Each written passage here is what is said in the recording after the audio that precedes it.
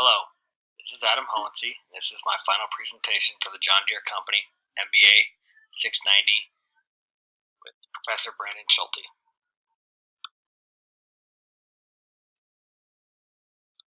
The John Deere Company was founded in 1837 by a blacksmith in Illinois by the name of John Deere.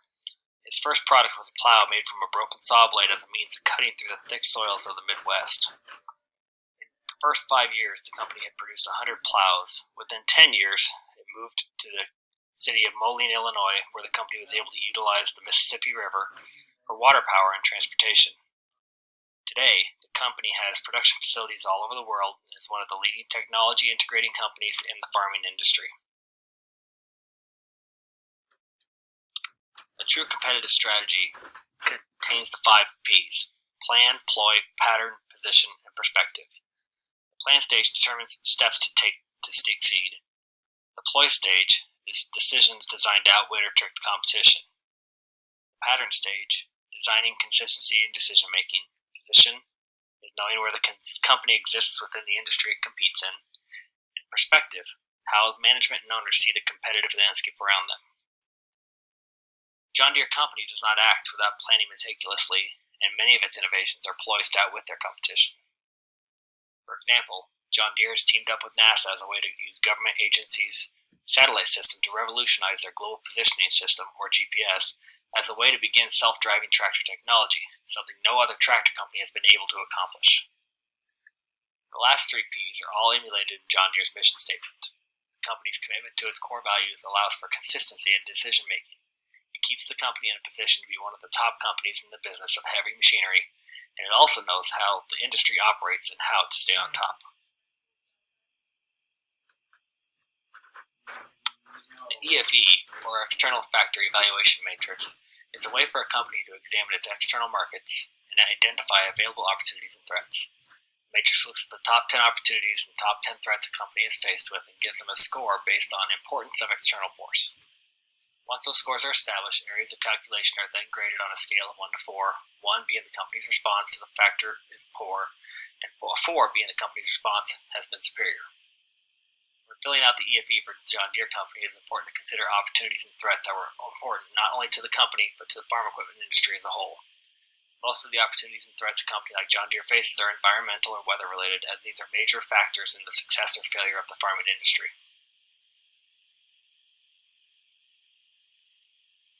The competitive profile matrix allows a company to observe how their company is performing in key areas of business and how their performance stacks up against their closest competition. For the John Deere Company, it is important to focus on competitors within one industry, such as the combine harvester industry. The 2 closest competitors in this category are Case International Harvester and New Holland. The CPM grades a company's performance based on 12 areas of operation that are most important to the company's success. In the case of John Deere, those areas are customer recommendation, customer service, market penetration, R&D, technology, production, facility locations, financial profit, customer loyalty, market share, product quality, top management, and price competitiveness. Top scoring areas for the combine harvester industry are technology, R&D, and customer loyalty. In these 3 areas, which John Deere has been leading the industry with GPS tracking of their tractors and an extremely loyal customer base. While Case IH and New Holland do decent in these areas as well, they have yet to meet the standards that John Deere has managed to set for this category. After a company determines its strengths and weaknesses, it's a good idea to input this information into the internal factor evaluation matrix. The IFE takes 10 strengths and 10 weaknesses and gives them a score, and the sum of all 20 factors is equal to 1.0. It's a fantastic way to determine how a company is utilizing their strengths and overcoming their weaknesses by taking the scores given to each factor and multiplying them to the rating they are given, usually on a point scale of 1 to 4, 1 being a major weakness and 4 being a major strength. The weighted scores are added up, and it provides the company a total IFE score, with the middle score being 2.5. Any score above 2.5 is considered internally strong. If it is below, they are typically internally weak. In the case of John Deere, the overall score of 2.65 means they are overall internally strong as a company.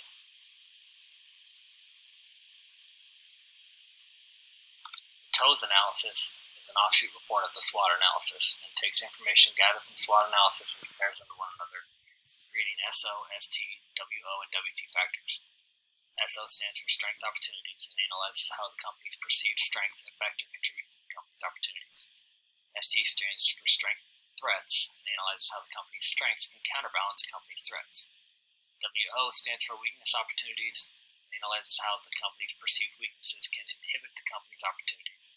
And lastly, WT stands for Weaknesses Threats, which looks at how the company's weaknesses enhances the effects of a company's threat. In John Deere, Strength Opportunities analysis shows company strengths can greatly enhance the company's ability to seize their opportunities. Their ST analysis reveals that a company can weather difficult times that are out of the company's control. W analysis shows that its weaknesses can hinder the company's ability to act on its opportunities. WT shows that the company's perceived weaknesses enhances the effects felt from external threats.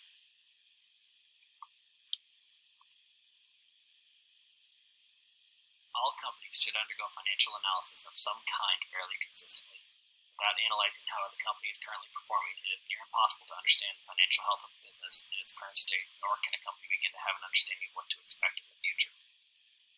Looking into the 2018 and 19 annual reports from John Deere Company, it is clear that the company is in excellent financial health. Looking at net sales, the company has had solid growth from year to year, increasing nearly $7.5 billion from 2017 to 2018. However, growth from 2018 to 2019 was only $1.5 billion. For a company like John Deere that usually produces products made to order for their customers, it is typical to see fluctuations in sales growth. Total revenues, cost of goods sold, total expenses, and net income all showed the same proportionate gains in 2018 and 2019. The company's current assets remained fairly stable at the $51 billion mark, however, made a large jump in inventory carryover from 2017 to 2018, where the amount nearly doubled. A large part of this was a severe drought that was affecting a large portion of the United States during that time. Lastly, one number that is very important that has seen consistent gain from year to year as the stockholder equity, with close to $500 million each year.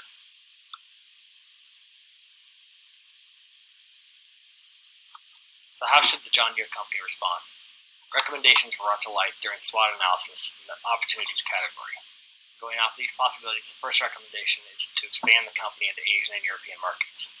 While John Deere has been thriving in North America and is outselling every major farm machinery producer, a company like John Deere cannot simply rest on its laurels and expect to see revenue increases every year. By expanding the company's production facilities into untapped markets, John Deere can not only increase their revenues, but they will also reach customers who know and want to purchase the John Deere name but cannot afford to have the machinery shipped to them. The next recommendation would be to invest heavily in electric vehicle technology for use in their large farm machinery. While tractors have been using diesel engine technology for the last 100 years, the ability to integrate electrical engine technology into these machines will not only be better for the environment, it will also be a cost saver in the long run for individual farmers who would not need to invest in diesel fuel. Lastly, it would be recommended that the John Deere Company fully invest in their GPS inclusion program that uses NASA technology to create the most accurate global positioning system that measures location down to the nearest inch. This, combined with self-driving technology, would create the possibilities for farmers to tend to their lands without ever having to leave the house. Thank you for listening to my final presentation for the John Deere Company, and have a wonderful evening.